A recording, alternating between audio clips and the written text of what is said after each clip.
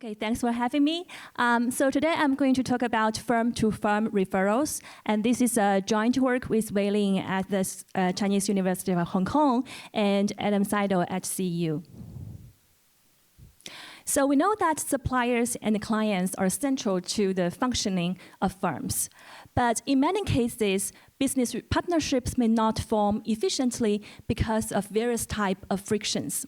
So for example, some firms may be reluctant to search for new partners because they underestimate the value of search.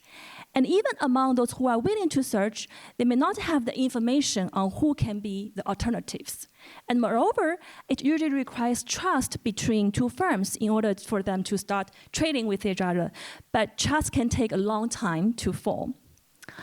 So because of those frictions, good quality firms may be stuck with low quality partners, limiting their capacity to reach their growth potential. And in contrast, low quality firms may inefficiently survive and grow. And such problems can be particularly salient in low-income countries because of the poor infrastructure or weak contracts enforcement.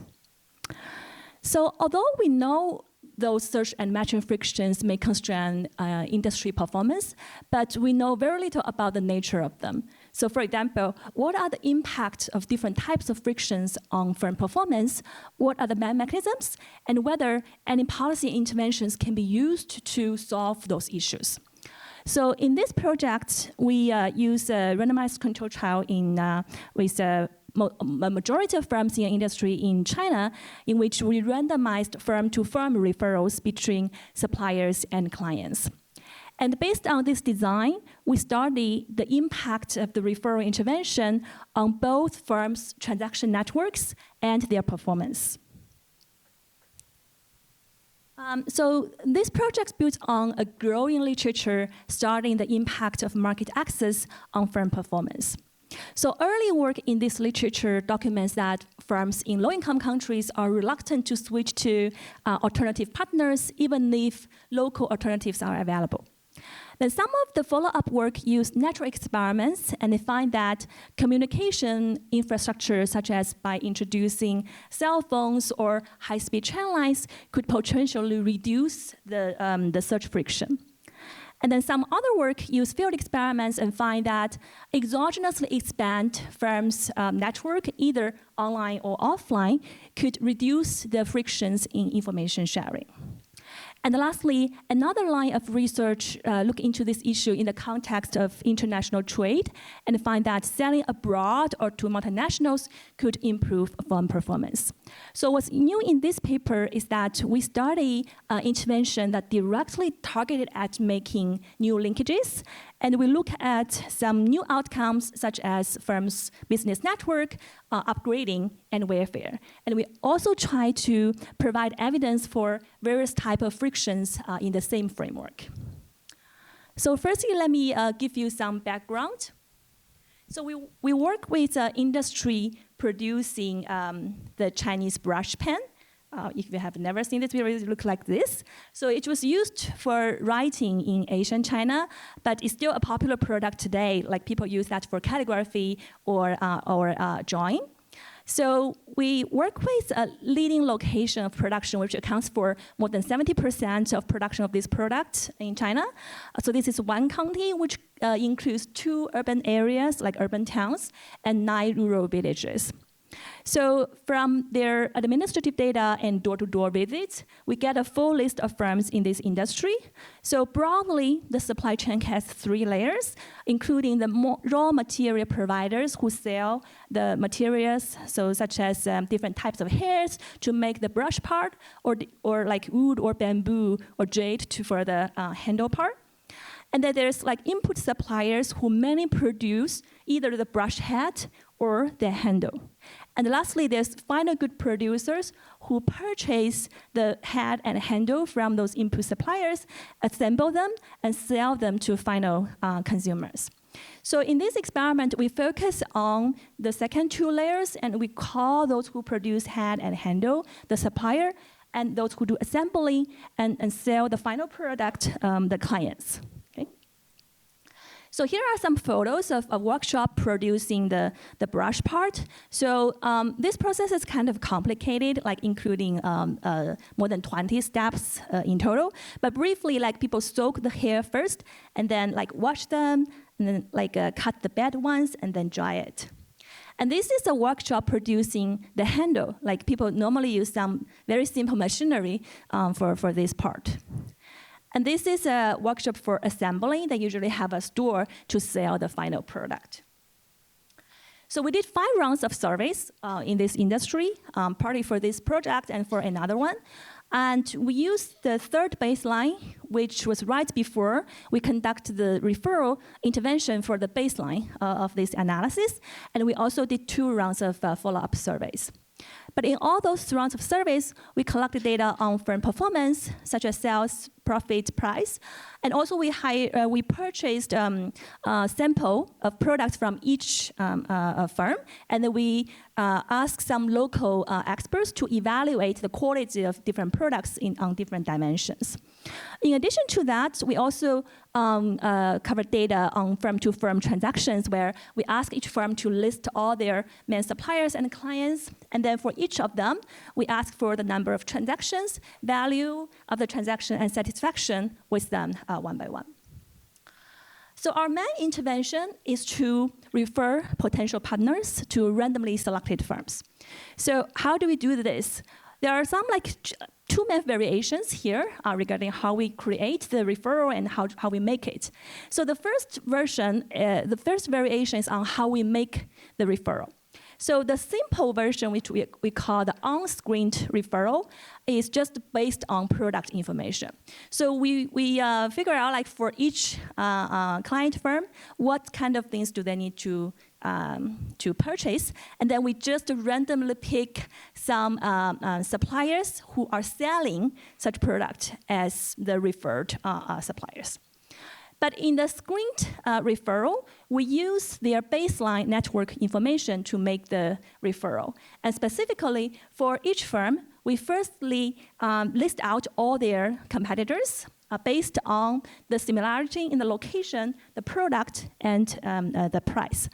And then we further list all the suppliers of each of their competitor. So for example, if there is a supplier who is working with many of your competitors but not you yet, then this would be a good candidate for the referral. But we also have an algorithm to ensure no firms get too few or too many referrals. And the second variation is whether we provide subsidy for the first transaction so that they get some motivation to start the relationship. So there is one group is like we just provide the information of the referred partner, like what is their address, what is their contact information. But in another version with subsidy, we also offer like 50% subsidy for the first transaction up to 1,500 RMB. This is around $200 US for every transaction, but they have to use this subsidy in 2 months. So this is what the referral coupons look like. So the upper one is like just the information referral, and you can scan this QR code to get contact with this referred business. And the lower one is what we use for the subsidized referral, where, I mean, it states here that this is 50% coupon, only valid for 2 months. So how exactly do we do it? So we firstly divide both suppliers and clients into the subsidy versus unsubsidy group. So you can see it from this figure. Like both clients and suppliers are divided to the supplier treatment or the control versus information treatment. And for those in the supplier, in the subsidy treatment, each client receives 3 referrals as the supplier. And 2 of them are screened referral, and 1 of them is unscreened referral. And for the control and information treatment, we do the same thing. And for the information treatment, we just made the referral without any subsidy. And for the control group, we did not actually make the referral, but we constructed referral using the same algorithm in order to use them as a benchmark for some link level analysis. So to summarize our experimental design, we have variations on both the link level and firm level. And on link level, people may get screened subsidized referral, unscreened subsidized referral, only information, or like hypothetical referral. And on the firm level, some received subsidies for the first transaction, and some did not receive subsidy. And this is just some summary statistics. We can see that those firms have existed in the market for like more than 20 years. The client firms are bigger than the suppliers. Okay, so this first table reports the take-up of the subsidized coupon. So we see that the take-up is high, like everybody loves money. 60% of the firms who received the subsidized coupon used at least one of them. And overall, almost 50% of the coupons were used. And we don't observe any difference between the screened versus unscreened coupon take-up in this, at this stage. But then what we are more interested at is like whether they continue transacting with those referred partners even after subsidies were removed. So this is what this table is reporting, where like the data is from using the follow-up surveys. So for example, in the first column, link is a dummy variable if the referred links had at least one transaction during the follow-up surveys. So we see that compared with the hypothetical referrals which we never made, the referral or the subsidy could increase the probability of continued transaction for 45% for the screened subsidy and almost 30% for the unscreened subsidy. So we observe a difference between the screened versus unscreened group here because maybe like over time, firms may figure out like some firms may be a good match for them, especially among the screened referrals. But then this could crowd out some of their pre-existing links. So this table shows that, we use the sample of the pre-existing links, and then the results here basically shows if one side of the link were in the referral treatment, then that could reduce the likelihood of continued relationship by almost 20%. So this suggests there are some like partner stealing because of the referral treatment. And then we further look at like what types of links are more likely to be like discontinued. And this table shows that people are more likely to discontinue relationship with those like partners they are less satisfied with, smaller suppliers, and also those who do not have a kinship relationship with them. So this suggests that crowding out are mostly for like links with less good quality, which suggests that overall the referral improved the quality of link allocation. So then, So results so far suggest that the subsidy treatment created a new link. They also crowded out some old links, and the information treatment does not seem to have any effect. So then we turn to firm level analysis, where in this table we look at the impact on some main firm level performance indicators. So we look at suppliers and clients separately, and from panel A, we see that relative to the control suppliers, the treated suppliers experienced 24% more growth in sales. There's also a big impact on profits, where profits increased by more than 20%. We don't see impact on operating cost, but those treated firms are employing more labor and they are working more. So this suggests that definitely like increase in business activities among the treated suppliers. Then column 6 and 7 report the impact on partners. So it's probably not surprising that there's a positive effect because they got the referrals. But this also suggests that although there's crowding out effect, but it does not really offset the treated effect. Like overall, people are having more partners.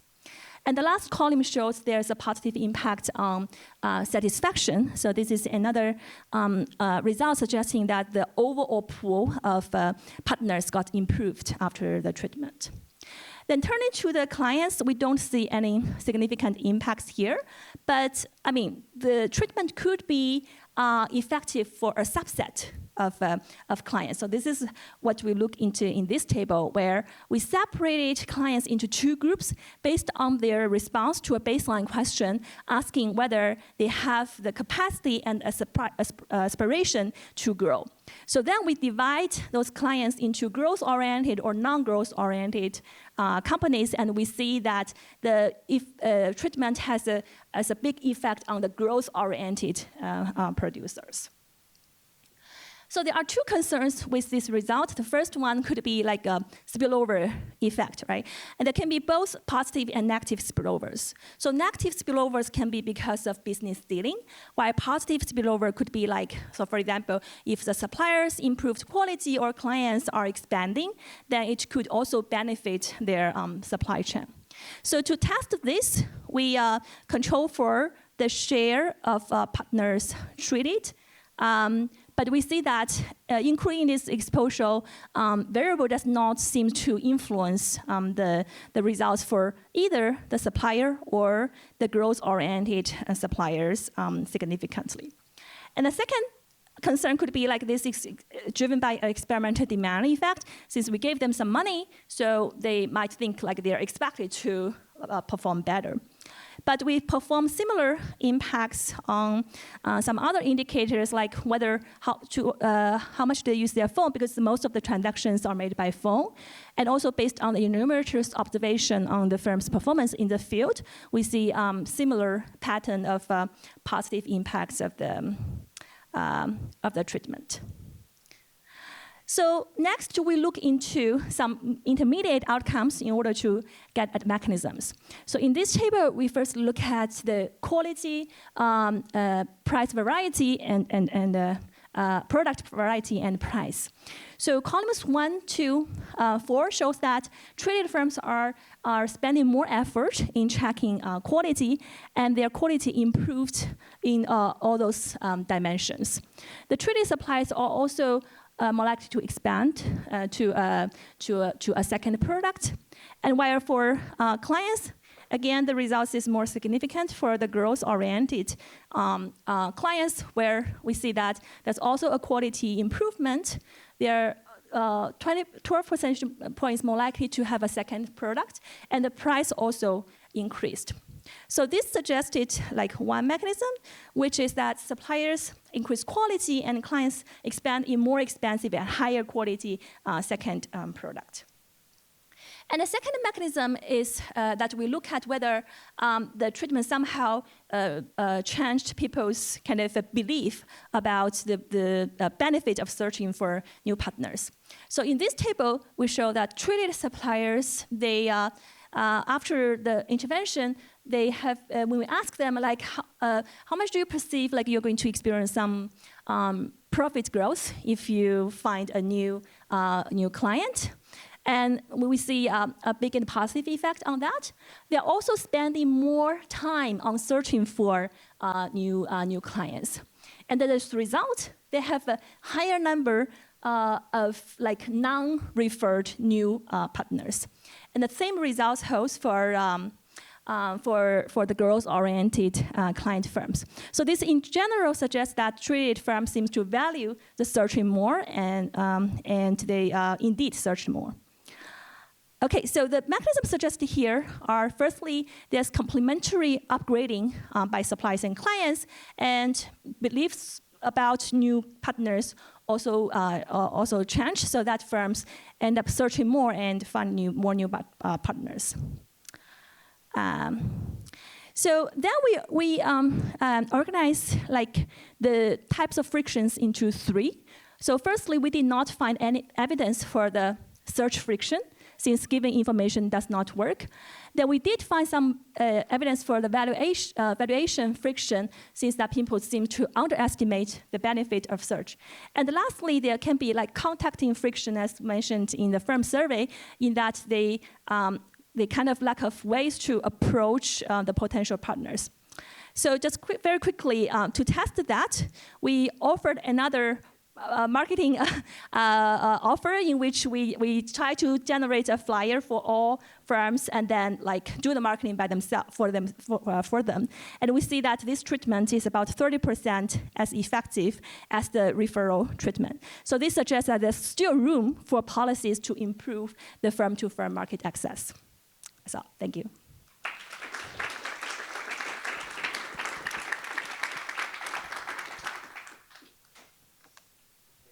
With a couple of questions. Eric? Yeah, so it's very interesting results on the product upgrading. I guess I'm interested to know more about the mechanism. Is it just that when firms, they get cash, they expand, and there's like scale costs or scale economies, I guess, of producing quality, and so the bigger you are, the more higher quality you're going to produce, or is there something else going on? If it's just kind of random matching, it wasn't clear to me why product quality would necessarily go up in response to this. Well, it could because so for example, the new clients, they kind of request for higher quality goods, or like for clients, right? Their previous suppliers, the quality of product they're producing maybe not as high as the referred suppliers, right? So this is why like those new partnership could change the quality itself. Yeah. My question is, I do not know how big the location you have. Do you, when you screen or pair the supplier with the clients, do you ask whether they know of each other? Perhaps the location is so small that everyone knows each other. The fact that they are not connected before is because self-selection, that they either have reason not to do business before. Yeah, that's a very good question. So this is one county, but counties in China are also big. But we did ask them like whether they know each of the referred partners, but the answer is most times no. And this is actually the motivation for the local government to work with us, because they realize this information asymmetry problem in the local areas. And they actually try to organize market events, like encourage people to take sample to a central area of the county, but it did not work very well.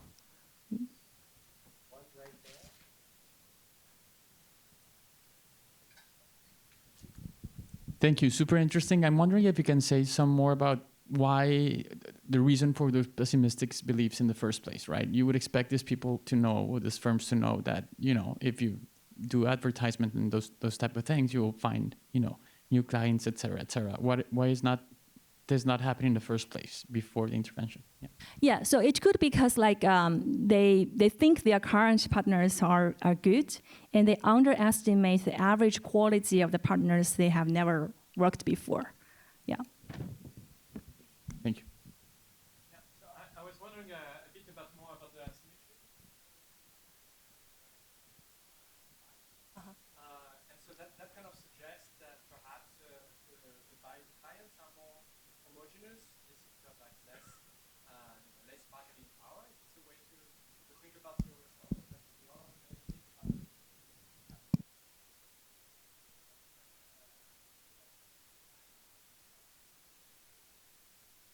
Yeah, that's a very good question. So, firstly, we did observe some quite significant effects among a subgroup of clients who wants to grow. And if we compare the clients who have or do not have growth aspiration, we see that those who are willing to grow are smaller. So maybe because like those bigger clients, they don't really have the capacity to grow. So for example, it might be difficult to hire like enough number, like more employees in the local area, or they cannot manage a bigger store. Yeah. Josh, did you? Yeah. Is there a question in the back? Yeah. Yeah, this is great. Thanks so much. I'm curious how you primed people on the like potential suppliers you were giving them? Did you say, hey, in the networked versus non-networked case, did you make clear why you were giving them this specific supplier? And then similarly, how did you, did you say, hey, I'm a university from the University of researcher from the University of Maryland? Like, how did you give them context for why this was a legitimate suggestion? Yeah, so we actually never mentioned the difference in like how we generate those referrals. So we did not say like those are screened and those maybe have higher quality and those are non-screened. We just say like in order to support the growth of firms in the industry, we work with the local government and we think those are some potential partners you can work with. Yeah, without any other like explanation on the how we construct referrals itself.